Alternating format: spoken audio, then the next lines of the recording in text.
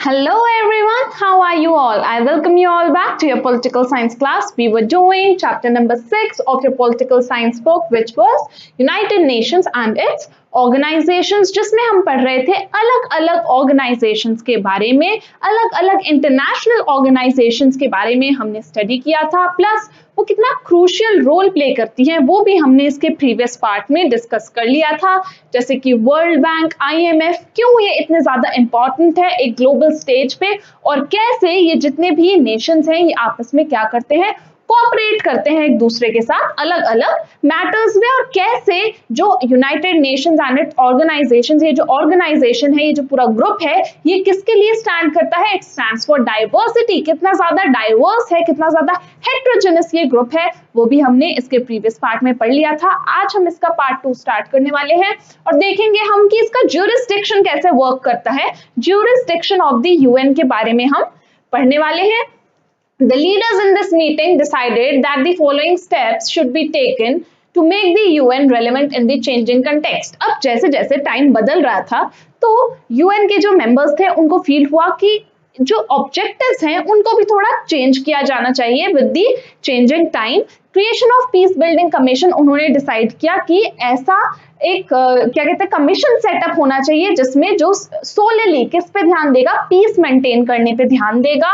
Acceptance of the responsibility of the international community, जितने भी members हैं सबको पता होना चाहिए कि उन पे कितनी बड़ी रिस्पॉन्सिबिलिटी है जब वो ऐसी एक यूएन जैसी एक इंटरनेशनल कम्युनिटी का पार्ट बन जाते हैं। उसके बाद उसके अलावा establishment of human rights council, उसके अलावा ह्यूमन राइट्स काउंसिल को भी एस्टैब्लिश करने की कितनी नीड थी ताकि क्या सेफगार्ड किए जा सके, सभी ह्यूमन राइट्स सेफगार्ड किए जा सके और सभी को ह्यूमन राइट्स इंश्योर किए जा सके। Agreements to achieve the millennial development goals, इसके अलावा सभी कंट्रीज के जो एमडीजीज थे, मिलेनियल डेवलपमेंट गोल्स, वो अचीव हो सके।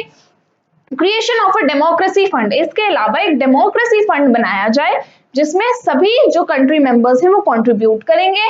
कंडेमनेशन ऑफ टेररिज्म, इसी के साथ साथ ये किस चीज को कंडेम करेंगे यानी कि किस चीज का ऑपोजिशन करेंगे, वो है terrorism in all its forms, यानी कि ये टेररिज्म के अगेंस्ट है सभी members. And manifestations and agreement to wind up the trusteeship council. अब जो ट्रस्टीशिप काउंसिल है ये किसका ध्यान रखता है? सोशल, पॉलिटिकल और एजुकेशनल डेवलपमेंट हो सभी मेंबर्स की, उसका ध्यान रखता है, इसलिए ट्रस्टीशिप काउंसिल बनाया गया था।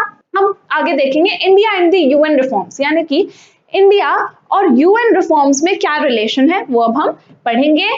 Okay, so India has supported the restructuring of the UN on several grounds. अब जब भी UN की restructuring की बात आई है तब इंडिया ने हमेशा इस चीज को, इस डिमांड को सपोर्ट किया है। It believes that a strengthened and revitalized UN is desirable in a changing world, यानी कि इंडिया भी ये बात मानता है कि जैसे जैसे वर्ल्ड चेंज हो रहा है तो यूएन के ऑब्जेक्टिव्स को भी चेंज करने की जरूरत है।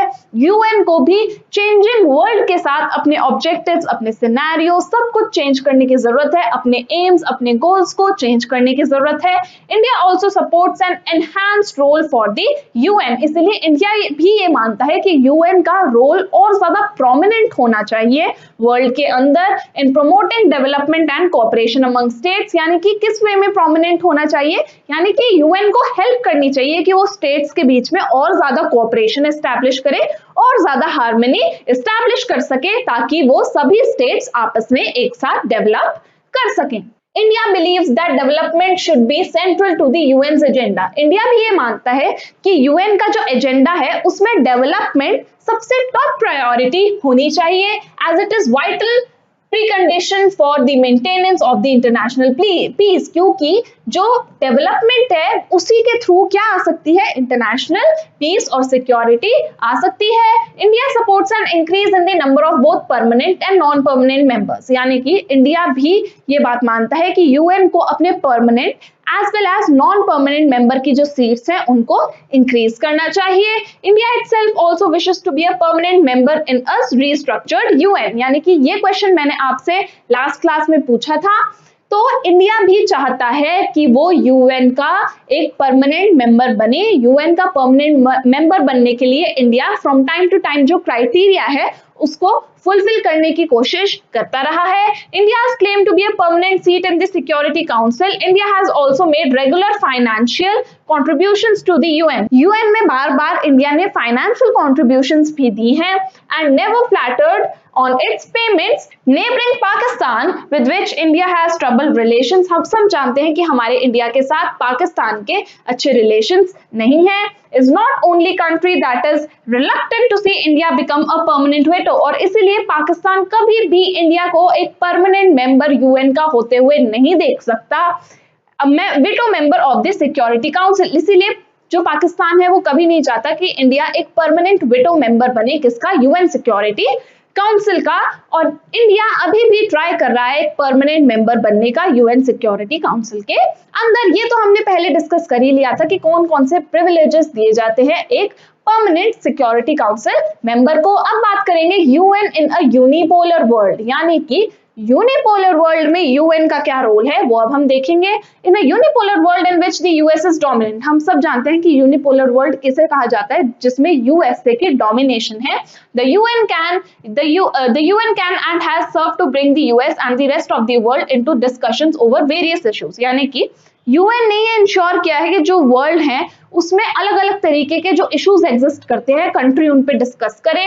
The UN provides an arena in which it is possible to modify US attitudes and policies, यानी कि यूएन ये बात जानता है कि किस वे में यूएसए की पॉलिसीज को मोल्ड करवाया जा सकता है, किस तरीके से कहीं ना कहीं यूएसए की हेजेमनी को ब्रेक डाउन किया जा सकता है। It is hard to imagine how more than 7 billion people would live together without an organisation such as UN. अब तक तो हमने इतना सब कुछ देख ही लिया कि यूएन किस किस चीजों में अपना रोल प्ले करता है, तो क्या आप इमेजिन कर सकते हो कि अगर यूएन जैसी एक ऑर्गेनाइजेशन ना हो तो वर्ल्ड का क्या होगा।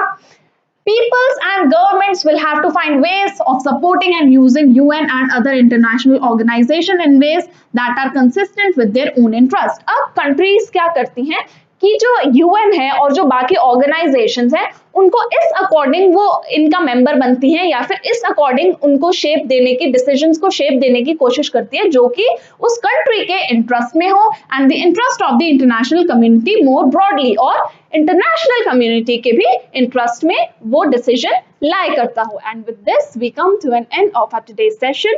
आई होप आपने हमारा आज का सेशन एंजॉय किया होगा।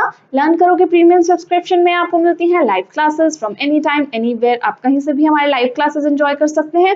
उसी के साथ साथ आपको सारा स्टडी मटेरियल पीडीएफ की फॉर्मेट में अवेलेबल करवा दिया जाता है, तो आपको नोट्स की टेंशन लेने की बिल्कुल भी जरूरत नहीं है। इसके साथ साथ अगर आपको अकेले पढ़ने में बोरिंग या मोनोटोनस फील होता है then don't you worry, because हमारे यहाँ हम आपको एक पीयर ग्रुप में एनरोल कर देंगे जहाँ पर आप अपने दोस्तों के साथ बैठकर आराम से पढ़ाई कर सकते हैं। हमारा जो ऑफिशियल ऐप है लर्न करो द लाइव लर्निंग ऐप, उसको डाउनलोड कीजिए, हमें टेलीग्राम पर भी ज्वाइन कीजिए, दोनों के लिंक डिस्क्रिप्शन बॉक्स में गिवन है।